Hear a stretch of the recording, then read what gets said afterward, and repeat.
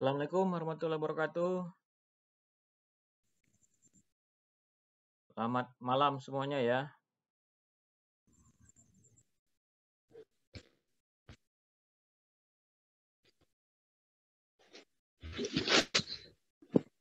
Baik ya, untuk pertemuan kita yang materi ke-14 ya, tentang etika pemerintahan ya, ethical governance ya. PowerPoint-nya sudah bisa terlihat? Sudah bisa terbaca PowerPoint-nya?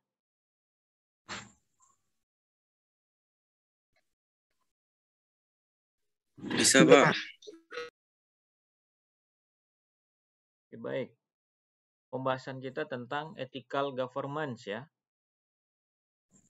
atau etika pemerintahan. Nah, pengertiannya, etika itu sama maknanya dengan moral ya, atau kebiasaan, kemudian adat istiadat ya. Etika juga merupakan bidang studi filsafat atau ilmu tentang adat maupun kebiasaan. Ada dua pengertian etika, sebagai praksis dan sebagai refleksi ya. Jadi etika berarti nilai-nilai dan norma-norma moral ya, baik yang kita praktekkan atau justru yang tidak kita praktekkan ya. Nah,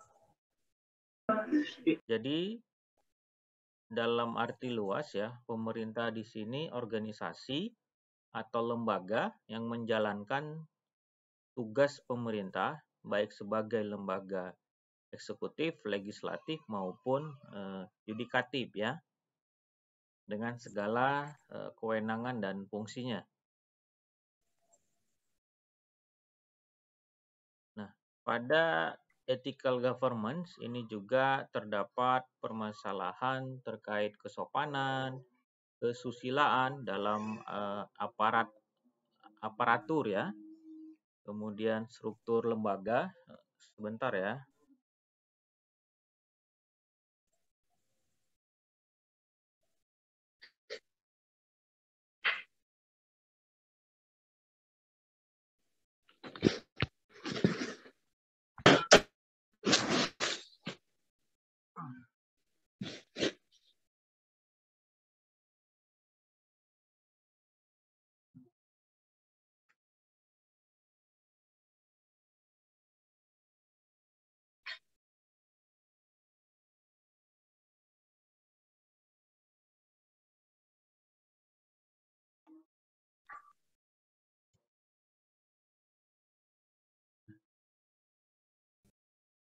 Kita lanjutkan kembali ya.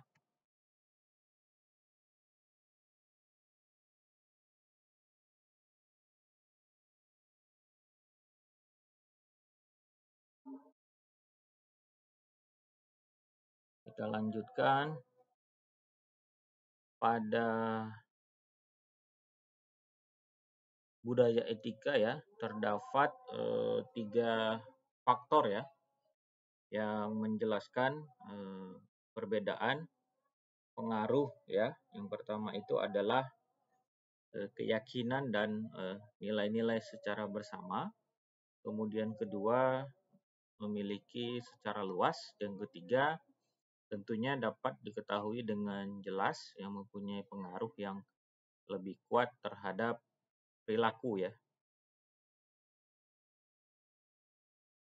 Nah, bagaimana kita mengembangkan struktur etika korporasi yang dimiliki perusahaan ya, disesuaikan dengan kepribadian perusahaan tersebut. Dengan pengembangan struktur etika korporasi yang berguna dalam mencapai tujuan perusahaan ya. Nah, kemudian GCG itu adalah Good Corporate Governance ya. Ini diperkenalkan pertama kali pada tahun 1922 ya.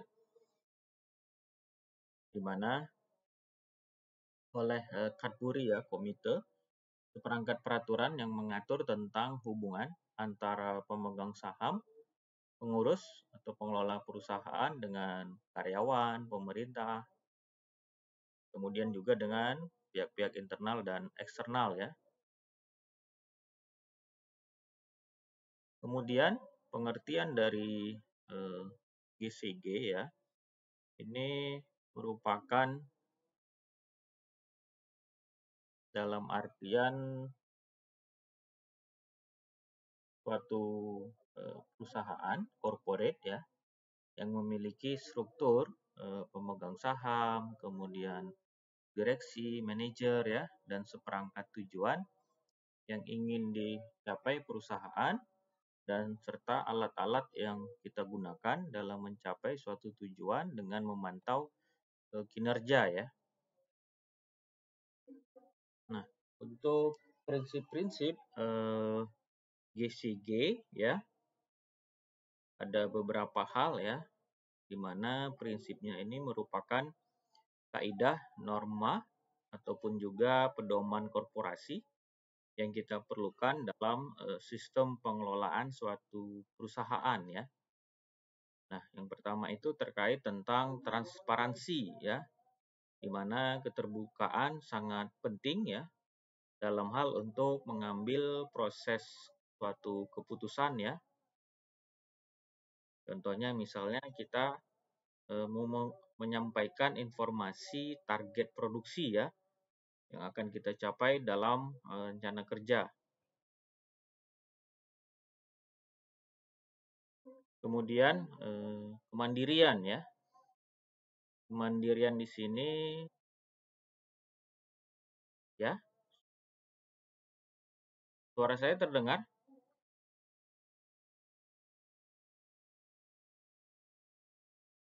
Jelas ya?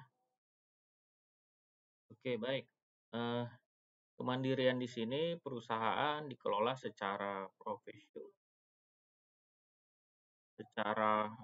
profesional ya, tanpa adanya suatu benturan kepentingan ataupun pengaruh dari pihak manapun ya. Tentunya yang tidak sesuai dengan peraturan perundang-undangan yang berlaku serta prinsip korporasi ya. Kemudian adanya akuntabilitas. Nah, di sini fungsi pelaksanaan dan pertanggungjawaban pengelolaan perusahaan terlaksana secara efektif ya. Kemudian pertanggungjawaban ya, di mana di sini kita menyesuaikan pengelolaan perusahaan terhadap peraturan yang ada ya. Misalnya komisaris, direksi, kemudian jajaran manajemen suatu perusahaan menjalankan kegiatan operasional perusahaan itu harus sesuai dengan kebijakan yang telah ditetapkan secara bersama ya. Nah, kemudian adalah kewajaran ya atau kata lain fairness. Di sini keadilan dan kesetaraan ya di dalam memenuhi hak-hak stakeholder ya yang timbul berdasarkan perjanjian maupun peraturan perundangan yang berlaku ya. Kemudian kode perilaku korporasi itu biasa disebut dengan Code of Conduct ya. Code of Conduct ini merupakan pedoman bagi seluruh pelaku bisnis ya dalam bersikap, berperilaku untuk melaksanakan tugas sehari-hari serta berinteraksi dengan rekan sekerja, mitra usaha dan pihak-pihak lainnya ya yang berkepentingan. Nah, dalam mengatur perilaku, perusahaan perlu menyatakan secara tertulis ya nilai-nilai etika yang menjadi kebijakan dan standar perilaku yang diharapkan diwajibkan bagi setiap pelaku bisnis ya. Ini ada beberapa kode perilaku korporasi ya. Prinsip-prinsip dasar ya yang harus kita miliki pada perusahaan. Yang pertama itu adalah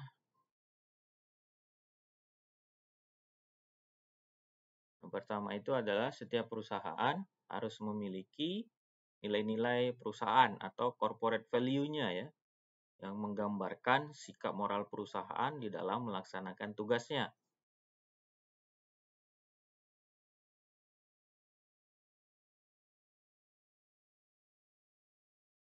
Kemudian